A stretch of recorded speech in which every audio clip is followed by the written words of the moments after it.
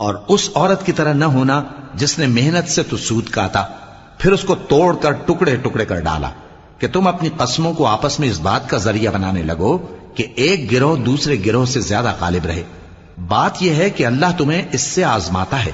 اور جن باتوں میں تم اختلاف کرتے ہو قیامت کے دن اس کی حقیقت تم پر ظاہر کر دے گا۔ اور اگر اللہ چاہتا تو تم سب کو ایک ہی جماعت بنا دیتا، لیکن وہ جسے چاہتا ہے گمراہ رہنے دیتا ہے اور جسے چاہتا ہے ہدایت دیتا ہے۔ اور جو عمل تم کرتے ہو اس دن ان کے بارے میں تم سے ضرور پوچھا جائے گا۔ اور اپنی قسموں کو آپس میں اس بات کا ذریعہ نہ بناؤ کہ لوگوں کے قدم جم چکنے کے بعد لڑکھڑا جائیں،